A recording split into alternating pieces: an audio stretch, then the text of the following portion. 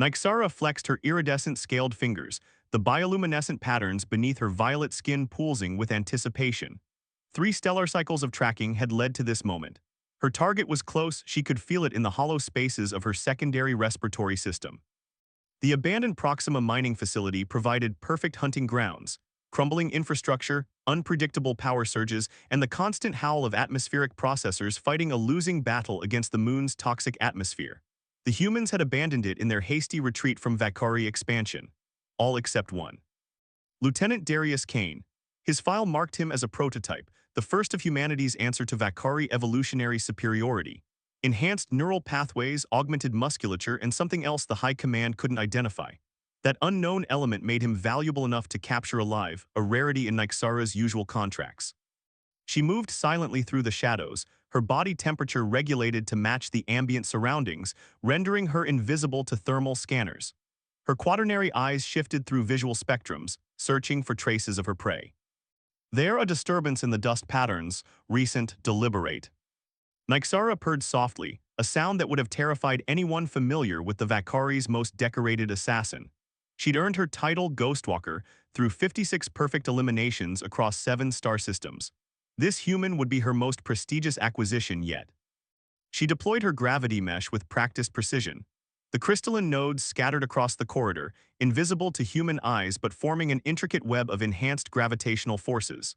Once triggered, the mesh would increase local gravity 70-fold, enough to immobilize even an enhanced human without killing him. Nyxara retreated to her vantage point and waited. Patience was the Predator's greatest weapon. 2 hours later, the telltale vibration against her skin announced her success. The mesh had activated. She slid down to the corridor with fluid grace, expecting to find her prey helplessly pinned to the ground. Instead, she found only a discarded water canteen. "Interesting trap," came a voice behind her. "Gravitational manipulation using quantum-folded membranes, very advanced." Nyxara spun, her secondary heart accelerating. Standing barely 10 paces away was Lieutenant Darius Kane, examining one of her mesh nodes between his fingers. His appearance startled her. She'd expected the bulky physique typical of human soldiers. Kane was lean, with dark eyes that reflected the dim emergency lighting. A jagged scar traced from his temple down his neck, disappearing beneath his tactical gear. "It took me 17 seconds to reverse the polarization," he continued conversationally. "Your species' technology relies too heavily on crystalline matrices, fascinating but predictable." Nyxara's poisoned spines extended instinctively along her forearms. "How did you detect me?" she demanded, her translator converting her harmonic speech to human standard. Kane smiled, and something in his expression sent an unfamiliar sensation through Nyxara's nerve clusters. "You've been shadowing me for days. I've been letting you." He tossed the node back to her, which she caught reflexively. "I was curious what the Vakari considered their best." She hissed, pride wounded. "You know nothing of what I am capable of." "Maybe not," he acknowledged, "but I know you've been ordered to take me alive, which means you're at a disadvantage." With blinding speed, Nyxara launched herself at him, her movements a blur even to enhanced human perception. Yet somehow Kane sidestepped her attack, catching her wrist and using her momentum to spin her around. The contact sent electric shocks through her sensory membranes. "Your file doesn't mention that Vakari assassins are so beautiful," he murmured close to her auditory receptor. Nyxara twisted free, bewildered by both his combat prowess and the strange effect his proximity had on her system. This was not proceeding according to protocol. "The High Command wants you dissected," she snarled. "They believe you represent a threat." Kane's expression darkened.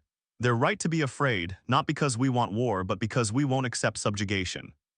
For the first time in her decorated career, Nyxara faced an opponent who seemed to anticipate her every move. Worse, his presence triggered responses in her biology that weren't entirely combative. Even in the dim light, she couldn't help noticing the graceful efficiency of his movements, the intelligence behind those eyes. "I'll offer you the same choice I've given to every Vakari I've encountered," Kane said, his stance relaxed but ready. "Walk away and tell your superiors that humans aren't the simple creatures they believe us to be. Or stay and learn firsthand why underestimating humanity has been the downfall of every empire that's tried to control us." Nyxara felt her secondary pulse quicken. No prey had ever challenged her this way as an equal. It was intoxicating. "I never fail a contract," she replied, circling him slowly. Kane's smile returned, igniting something dangerous and thrilling in her core. "Then this should be educational for us both." The abandoned mining facility groaned around them, metal contracting in the sudden temperature drop as night fell on the moon's surface. Nyxara stalked through the eastern corridor, her senses heightened to their maximum capacity. 3 hours had passed since her confrontation with Kane, and their deadly game had evolved into something more complex than simple hunter and quarry. She paused, pressing her scaled palm against a wall panel, feeling the subtle vibrations that told her Kane had passed this way recently. The human moved with a grace that defied her understanding of their species. His file had labeled him a prototype, but that description failed to capture the reality of what he was: a perfect blend of instinct and technology, adaptability and precision. "You're thinking too loudly," Kane's voice echoed from somewhere above. "Your bioluminescence flares when you're deep in thought." Nyxara instantly dampened the glowing patterns beneath her skin, cursing silently. Her species' natural light displays were usually an advantage in Vakari society, a communication method more nuanced than speech, but here they betrayed her. "And you talk too much for prey," she called back, pinpointing his location in the ventilation system. With calculated precision, she fired a paralytic dart at the grate where his voice had originated. She heard a soft laugh as Kane dropped down from an entirely different access point behind her. "Not bad, you nearly had me." Nyxara spun, her four-fingered hand already reaching for her plasma blade, but Kane held up his hands in a disarming gesture. "We have company," he said quietly, all humor vanishing from his expression. "3 ships entered orbit 20 minutes ago, not human and definitely not friendly to either of us." "Scavengers," Nyxara hissed, her dorsal spines bristling. "This sector is known for orbital pirates who strip abandoned facilities and kill anyone they find." For a moment, they regarded each other with mutual wariness, assassin and target, predator and prey, united only by a common threat. "We can continue our dance after we deal with them," Kane suggested, his dark eyes studying her with that same unsettling intensity. "Unless you'd prefer to let them kill us both." Nyxara weighed her options. Cooperation with prey violated every tenet of her training, yet Kane had proven himself more than ordinary prey. "Temporary alliance," she agreed reluctantly, "until the scavengers are eliminated." Kane's scarred face broke into a smile that sent an unexpected ripple of warmth through her secondary circulatory system. "I was hoping you'd say that." They moved deeper into the facility, an unlikely pair navigating the labyrinthine corridors. Kane explained that the eastern sector housed the environmental controls, offering tactical advantages against invaders unused to the moon's toxic atmosphere. As they reached a junction, Kane's hand shot out, catching her arm. The contact sent another jolt through her sensitive skin, and Nyxara found herself momentarily distracted by the warmth of his touch. "Motion sensors ahead," he whispered, his face close enough that she could feel his breath against her auditory membranes. "Military-grade, not typical scavenger equipment." She nodded, ignoring the inexplicable flutter in her tertiary heart. "Someone sent them specifically. This isn't a random raid." They pressed themselves into an alcove as heavy footsteps approached. 3 humanoid figures passed, wearing exo-armor that concealed their species. Their weapons, however, were unmistakable, pulse rifles with Vakari insignias. Nyxara felt Kane tense beside her. "Friends of yours," he murmured. "No," she replied, genuine confusion coloring her tone. "My mission is classified at the highest level. No one else should be here." Once the patrol passed, they retreated to a maintenance hub where Kane quickly disabled the surveillance systems. In the dim emergency lighting, the cramped space forced them into closer proximity than Nyxara found comfortable. Every movement seemed to bring some part of her in contact with him, each touch sending disorienting pulses through her nervous system. "Someone wants to ensure I don't return with you alive," she concluded, studying the surveillance feeds Kane had rerouted to a portable screen. "Or that neither of us leaves at all." Kane was silent for a moment, his expression unreadable. "There's something about me your superiors aren't telling you," he finally said. "Something that makes me valuable enough to send both their best assassin and a kill team as backup." "I never fail," Nyxara bristled, her pride wounded. "I believe you," Kane said, surprising her, "which means they expected you might choose not to complete this mission." The implication hung between them. No one had ever questioned her loyalty before, it would have been unthinkable. Yet here was this human, seeing through layers of deception she hadn't even recognized. A security alert flashed across the screen. The scavengers had found her ship and were setting charges to destroy it. Her only way off this moon would be gone within minutes. "We need to move," Kane said, already heading for the door. "My extraction point is in the western quadrant, if we can reach it before they lock down the facility." "You would take me with you?" Nyxara asked, momentarily frozen by the unexpected offer. Kane paused, looking back at her with an expression she couldn't decipher. I'm giving you a choice, Nyxara, more than your commanders gave you. The use of her name, spoken in his human accent, slightly too harsh on the second syllable, created a strange resonance within her. Before she could respond, an explosion shook the facility. Her ship was gone. Decide quickly, Kane said, extending his hand toward her. Against every protocol and instinct, Nyxara took it. His fingers intertwined with hers, accommodating the different arrangement of her digits with surprising ease.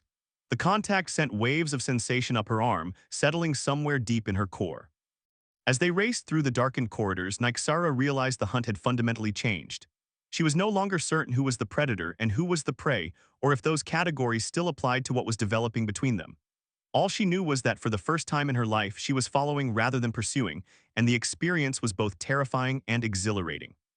When they paused at a security checkpoint, Kane pulled her into a narrow service passage to avoid another patrol. Their bodies pressed together in the confined space, and Nyxara found herself acutely aware of every point of contact, his chest against her shoulder, his arm bracing against the wall beside her head. Your heart rate is elevated, she observed, feeling the rapid human pulse where their bodies touched. Hazard of being hunted, he replied, but the slight upturn of his lips suggested another reason entirely. For a breathless moment, predator and prey regarded each other in the darkness, boundaries blurring between them with each passing second. Dawn crept over the horizon of the desolate moon, casting long shadows through the cracked dome of the abandoned facility's central hub. Nyxara and Kane had found temporary sanctuary in a forgotten server room, where the thick walls shielded their heat signatures from the scanning patrols that had grown more numerous throughout the night. Kane worked methodically at a salvage terminal, his fingers dancing across the interface as he attempted to access the facility's archived data. Nyxara watched him, fascinated by the efficiency of his movements. She had killed 17 different species across the galaxy, but had never spent enough time with any of them to observe them so intimately. Why are you so valuable? She asked, breaking the silence. What makes Lieutenant Darius Kane worth an elite assassin and a kill squad? Kane's hands paused momentarily. I've been wondering that myself, he admitted, especially since this isn't the first time your people have tried to capture me specifically. He turned to face her, and in the dim blue glow of the terminal, his features seemed softer, more vulnerable. I think I've found our answer, he said, gesturing to the screen. Nyxara moved closer, the bioluminescent patterns beneath her violet skin providing additional light as she examined the data. Her four eyes widened as she processed what she was seeing, classified Vakari military files detailing something called the Adaptability Protocol. How did you access Vakari secure databases? She demanded, her secondary heart accelerating in alarm. I didn't, Kane replied. Your kill squad brought this data with them. I just hijacked their local transmission. He pointed to a section of text. Read this. Nyxara scanned the information, translating the Vakari glyphs automatically. Subject DARIOS Kane. Classification Level Alpha. Primary anomaly. Subject displays unprecedented cellular adaptation capabilities. Unlike standard human regeneration, subject's cells appear to absorb and integrate foreign biological and technological elements, strengthening with each exposure. Most concerning, subject has survived direct contact with Vakari biotoxins that should have been fatal, apparently incorporating their properties into his own immune system. Threat assessment. If this trait can be weaponized or spread to the general human population, Vakari biological superiority would be neutralized. Humanity's known adaptability combined with this mutation poses existential threat to empire dominance. Directive: capture subject alive. Extract adaptation mechanism. Terminate subject and all humans with potential genetic similarity. The words struck Nyxara like physical blows. Her mission wasn't simply to capture a dangerous human, it was the first step in a genocide. Is this true? She asked, her voice barely audible even to her own ears. Can you really adapt like this? Kane rolled up his sleeve, revealing the scarred tissue where his forearm met his elbow. Unlike the jagged facial scar she'd noticed before, this tissue had an almost iridescent quality, with faint patterns that reminded her of Vakari skin, she whispered, reaching out instinctively to touch it. The texture was a perfect hybrid human skin interwoven with the distinctive cellular structure of her own species. 3 years ago, I was ambushed by a Vakari Special Forces unit, Kane explained, not pulling away from her touch. Their commander used a biotoxin blade. It should have killed me in seconds, but instead. Your body absorbed it, Nyxara finished, mesmerized by the implications, and adapted. Kane nodded. It happens with technology too. The more I'm exposed to something, the more I understand it, integrate it, not just intellectually, physically. He caught her hand where it still rested on his arm. That's how I escaped your gravity trap so quickly. My body remembered a similar technology from a previous encounter. Nyxara felt suddenly lightheaded, her worldview shifting violently. The Vakari had always believed their evolutionary superiority was inevitable, that other species were merely stepping stones on the path to their destined dominance. But if humans could adapt, could absorb and integrate what made other species strong. Your empire fears what they can't control, Kane said gently. They see difference as threat rather than opportunity. His hand still held hers, the warmth of his touch spreading up her arm in waves that confused her senses. Whatever attraction she had begun to feel for him should have been extinguished by this revelation. He was even more dangerous than she'd been told. Instead, she found herself drawing closer. "And what do you see when you look at me?" she asked, her voice resonating with harmonics that her translator wouldn't convey. Threat or opportunity? Kane's eyes darkened. "I see someone caught between worlds just like me." The distance between them vanished as Kane pulled her toward him. Their lips met, and Nyxara experienced a sensation entirely new to her species, a kiss human style. The contact sent cascades of pleasure through her neural pathways, her skin illuminating with patterns of deep crimson and gold. When they finally parted, Nyxara's respiratory systems were working overtime. "That was unexpected," she managed. Kane smiled, tracing the glowing patterns on her cheek with his fingertip. "Adaptation works both ways," he murmured. A distant explosion jolted them back to their precarious reality. The kill squad was getting closer. "We need to move," Kane said, reluctantly releasing her. "If we can reach the communication array in the northern sector, I might be able to call for extraction." As they gathered their meager supplies, Nyxara's mind raced. Everything she had been taught about her place in the universe, about the Vakari's divine right to rule, it all seemed hollow now. The empire she had served so faithfully had lied to her, used her as a pawn in a much darker game than she had realized. They navigated through maintenance tunnels, moving silently through the bowels of the facility. Kane led the way, his enhanced senses seemingly as acute as her own. In the narrow confines of the tunnels, they were often forced to press close together, each contact sending ripples of awareness through Nyxara's increasingly responsive skin. "Your commanders," Kane said during a brief rest, "do they know about your ability to feel through contact?" Nyxara stiffened. "How did you?" "Your skin illuminates differently when we touch," he observed, "and your respiratory rate changes." "It is not discussed," she admitted. "Vakari assassins are modified before training. Emotional responses are dampened, sensory pleasures minimized. Distraction leads to failure." Kane studied her, his expression softening. "So they took away your ability to feel connection, to ensure loyalty." "Until you," she whispered, the admission startling even herself. "My responses to you are unprecedented." Before Kane could respond, a notification pulsed on his wrist device. His expression shifted instantly to alert focus. "We have incoming, not the kill squad, something bigger." He showed her the scanner. A Vakari cruiser just entered orbit. Fear and emotion Nyxara had rarely experienced bloomed in her chest. "High command," she breathed. "They're not taking chances anymore." Kane's jaw tightened, then we're out of time for caution. He grasped her hand firmly. "Do you trust me?" Nyxara looked at their joined hands, predator and prey, assassin and target, Vakari and human. Everything in her training screamed that this was wrong, forbidden. "Yes," she said simply, surprising herself with the truth of it. As they raced toward the northern sector, Nyxara realized she had crossed a threshold from which there was no return. Whatever happened next, she was no longer just a hunter. She had become something her training had never prepared her for, an ally to her prey, a traitor to her kind. And as Kane's hand tightened around hers, she found she didn't regret it at all. The northern sector of the mining facility had been partially exposed to the moon's toxic atmosphere, creating an eerie landscape of frost-covered equipment and crystallized vegetation that had once been part of the habitat's oxygen farm. Nyxara and Kane moved carefully through the damaged structure, their breath-forming clouds in the frigid air.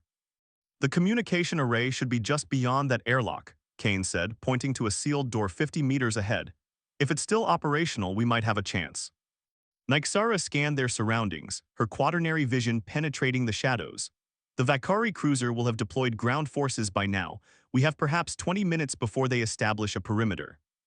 Kane nodded, his expression resolute. "Then we'd better hurry." As they approached the airlock, A warning sensor on Kane's wrist device flashed red. He pulled Nyxara behind a collapsed support beam just as energy fire scorched the spot where they'd been standing. Sentry drones, Nyxara hissed, identifying the distinctive whine of Vakari security technology. Automated defense system. Can you override them? Kane asked, pressing close beside her. Nyxara shook her head. Not remotely, I'd need access to their control node. Kane studied the layout ahead, his enhanced vision picking out details even Nyxara might miss. There, he said, pointing to a maintenance hatch near the ceiling. That ventilation shaft should bypass the drone's sensor grid and lead directly to the communications center. It's too narrow for both of us, Nyxara observed. I'll create a diversion, Kane replied. Draw their fire while you get to the control room and establish communication with my extraction team. Alarm flared through Nyxara's system. That's suicide. Vakari drones are programmed to adjust their targeting algorithms with each shot, even with your abilities. I'll adapt, Kane said simply, his confidence unwavering. He turned to her, his hand coming up to brush against the luminescent patterns on her cheek. Besides, I have extra motivation to survive now. The touch sent waves of sensation cascading through her neural pathways. Nyxara leaned into his palm, her skin glowing with patterns that expressed emotions her translator couldn't convey. 20 minutes, she said. If I haven't established contact by then, retreat to the southern access point. There's an emergency escape pod in the mining supervisor's quarters. Kane nodded, then surprised her by pulling her close and pressing his lips to hers. Unlike their first kiss, this one was urgent, desperate, a promise and a plea wrapped together. Nyxara responded instinctively, her arms encircling him, her body molding against his with a rightness that defied explanation. When they separated, Kane's eyes had darkened with an intensity that made her secondary heart race.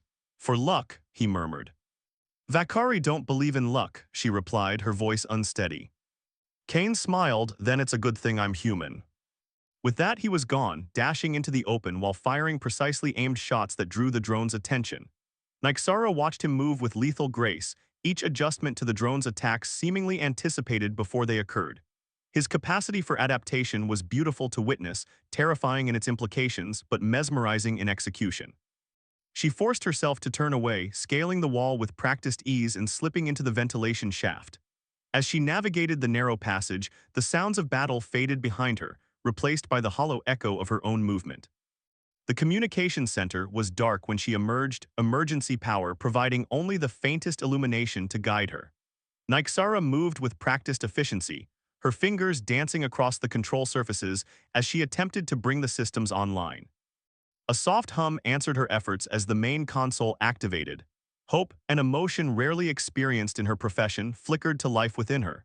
She entered the encryption sequence Kane had given her, connecting to a secure human frequency. This is Lieutenant Kane's position, she transmitted. Requesting immediate extraction for 2 Vakari forces inbound. Static answered her, then a cautious voice. Verify identity. Lieutenant Darius Kane is currently engaged with Vakari security drones, she replied. I am an ally. A long pause followed. Transmission origin confirmed. Be advised, extraction is impossible under current conditions. Vakari cruiser has established orbital blockade. Alternative extraction point available at coordinates 278403. Timeframe 6 hours. Nyxara's heart sank. 6 hours was far longer than they could evade the Vakari forces searching for them. Understood, she acknowledged, memorizing the coordinates. As she disconnected, a new alert appeared on the console. The Vakari cruiser was deploying something to the surface, something much larger than standard ground forces. Kane, she whispered, panic rising. She had to warn him. She raced back through the facility, following the sounds of combat that had moved deeper into the structure. When she finally found him, her blood froze in her veins. Kane was pinned down behind a collapsed column, surrounded by the smoking remains of destroyed drones. But approaching from the opposite corridor was something far worse, a Vakari hunter-killer, a 9-foot biomechanical monstrosity designed specifically for capturing high-value targets. Without hesitation, Nyxara launched herself from her position, landing directly between Kane and the advancing hunter-killer. Her presence gave the machine momentary pause, its programming not equipped to target a Vakari assassin. Override Zeta 9 Epsilon, she called out, using her command authorization. Stand down. The hunter-killer's optics flickered, processing her command. Then, with horrifying deliberation, it raised its weapon. Target priority override, it intoned in mechanical Vakari. All personnel in proximity to subject Darius Kane designated hostile. Termination authorized. Energy fire erupted from its weapon, and Nyxara felt searing pain as a blast caught her side. She stumbled, falling back against Kane, who caught her with strong arms. Extraction point, she gasped, pressing the coordinates into his hand. 6 hours. Kane's expression hardened as he assessed her wound. We'll make it together, he insisted, pulling her behind cover as another barrage of fire erupted around them. The hunter-killer won't stop, she warned. It's programmed to pursue until its target is captured or confirmed eliminated. Then we'll have to eliminate it first, Kane replied grimly. He glanced at her wound, concern evident in his eyes. Can you move? Nyxara nodded, wincing as her body's natural healing processes began knitting the damaged tissue. Vakari regenerate quickly. I need minutes, not hours. Kane nodded, then to her surprise, placed his hand directly over her wound. A strange sensation washed over her, warmth that went beyond physical heat, a tingling that seemed to accelerate her own healing. What are you? She began. Adaptation works both ways, he reminded her softly. I told you I survived a Vakari biotoxin. In the process, I gained some understanding of your physiology. When he removed his hand, the pain had dulled significantly. Nyxara stared at him in wonder. You continue to surprise me, human. Good, he replied with a smile that sent warmth through her core. I'd hate to become predictable. They retreated deeper into the facility, the hunter-killer's heavy footsteps following at an inexorable pace. Kane led them to a small storage room that had once served as living quarters, sealing the door behind them. We need to rest before continuing to the extraction point, he said, helping her to sit on the room's single bunk. Your wound needs time to finish healing. Nyxara watched as he efficiently searched the room for supplies, his movements economical yet graceful. In the dim light, with his guard momentarily lowered, she could see the toll their flight had taken on him, exhaustion evident in the set of his shoulders, strain in the tightness around his eyes. Come here, she said softly, patting the space beside her. Kane hesitated, then joined her on the narrow bunk. We should conserve body heat, he suggested, his voice taking on a different quality. The facility's environmental controls are failing. Is that a human excuse? Nyxara asked, her translator conveying the teasing tone that her natural harmonics produced. A practical observation, he replied, though his smile belied the serious response. When he settled beside her, their bodies fit together with surprising ease despite their physiological differences. Nyxara's skin illuminated with patterns of deep azure and violet, colors she had never displayed before meeting him. What do those colors mean? Kane asked, tracing the luminescent swirls on her arm. They have no name in your language, she admitted. The closest translation would be longing, connection, desire. Kane's eyes darkened at her words. Show me, he whispered. Nyxara hesitated only a moment before reaching for him, her four-fingered hand cupping his face with delicate precision. Vakari do not mate as humans do, she explained softly. For us, true intimacy is the synchronization of neural pathways, the sharing of sensory experience. Teach me, Kane replied, his voice husky with anticipation. She guided his hand to the sensitive neural cluster at the base of her neck, where her exoskeleton was thinnest. Focus your thoughts, your sensations. Imagine them flowing through your touch.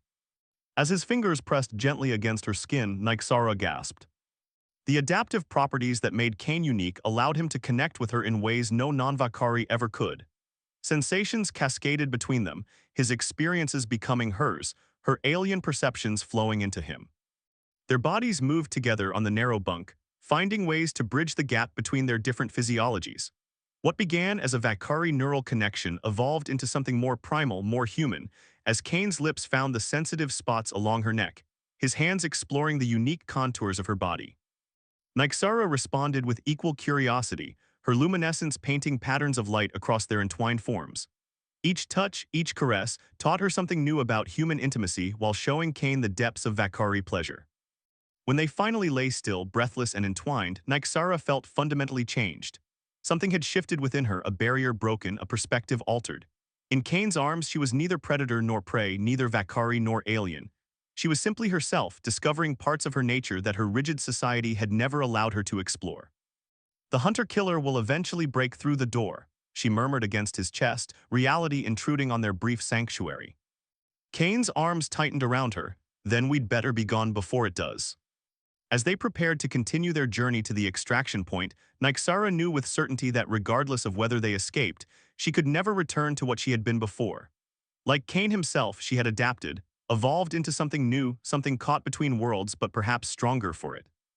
The extraction coordinates led them to an ancient mining shaft that plunged deep beneath the moon's surface.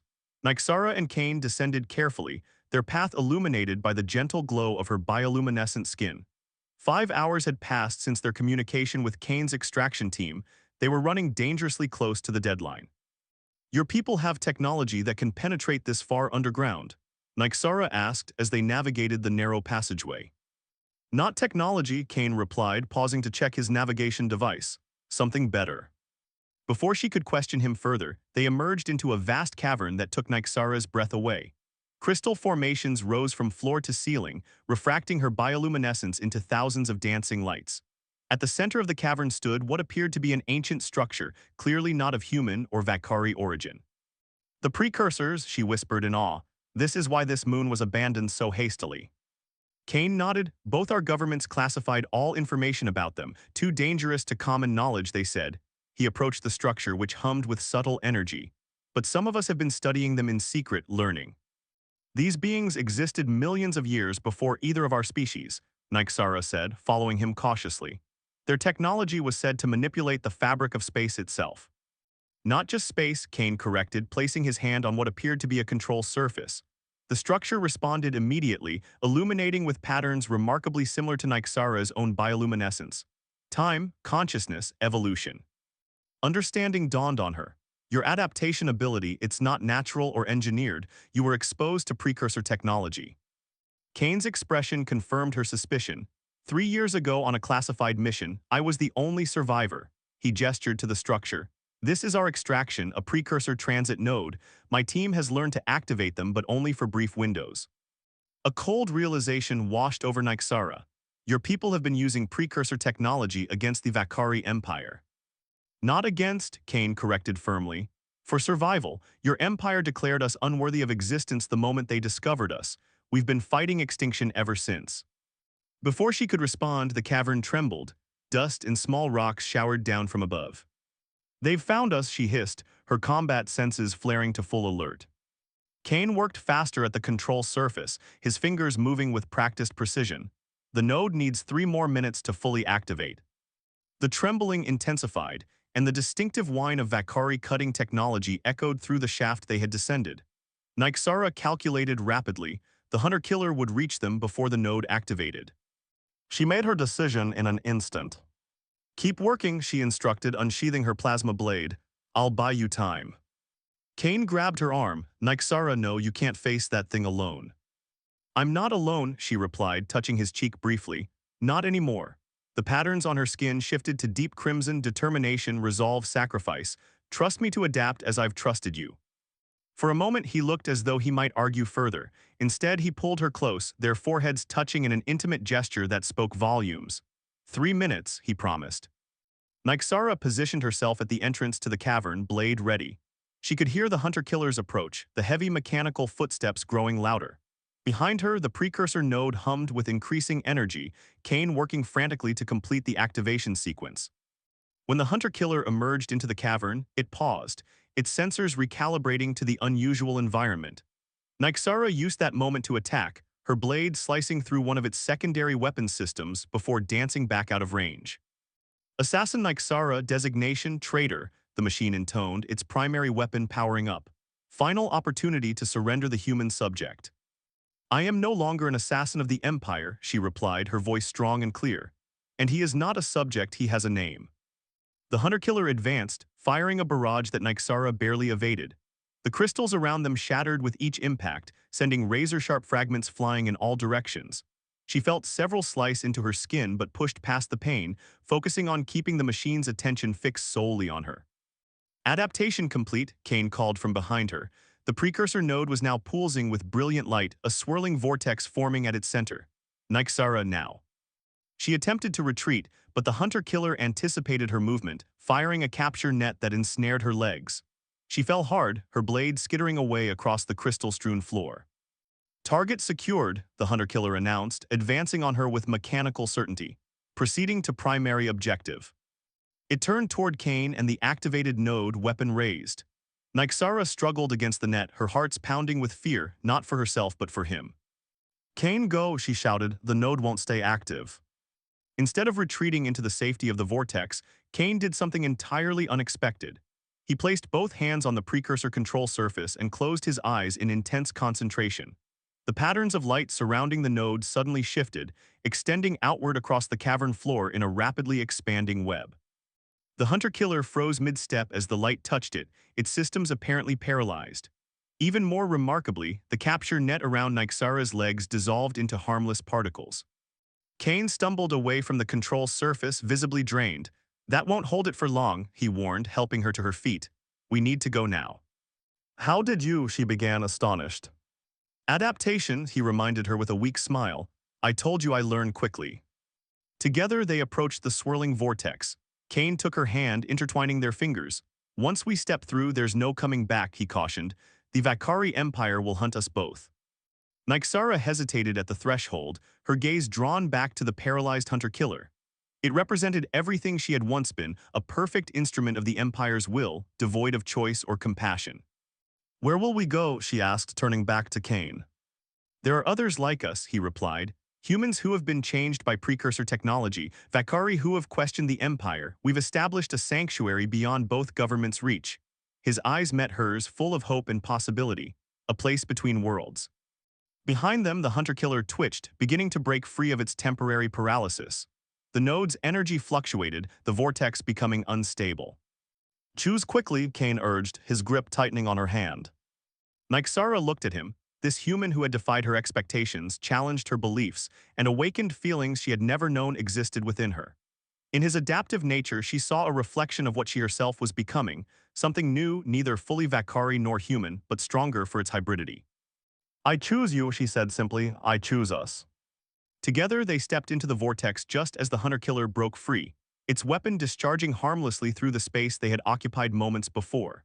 The sensation of transit was unlike anything Nyxara had experienced, a rush of sensations, memories, possibilities, as if the very fabric of reality was being rewritten around them. When the world solidified again, they stood in a chamber similar to the cavern they had left, but clearly on a different world. Through a large viewing portal, Nyxara could see an alien landscape of floating islands connected by bridges of light, populated by structures that blended technology from a dozen different species. "Welcome to Nexus," Kane said, still holding her hand as she took in the astonishing vista. "Our sanctuary." They were greeted by a small group, some human, some clearly other species, including, to her shock, 2 Vakari. All of them bore subtle signs of change, of adaptation. One of the humans stepped forward, her eyes widening at the sight of Nyxara. "You actually convinced a Vakari assassin to defect?" she asked Kane, her tone impressed. "That's a first even for you." "Commander Ellis," Kane acknowledged with a nod. "This is Nyxara, she saved my life multiple times." Ellis studied Nyxara with shrewd assessment. "We've never had someone of your specialization join us. Your skills could be invaluable if you're willing to use them for a different purpose." "My skills were designed for taking lives," Nyxara replied cautiously. "I'm not certain they have other applications." A Vakari male stepped forward, his skin patterns indicating he was significantly older than Nyxara. "I was once a genetic engineer for the Empire," he said, his harmonics conveying empathy that her translator couldn't fully capture. "I believed I was perfecting our species. Then I discovered my work was being used to design biological weapons against other races." He gestured around them.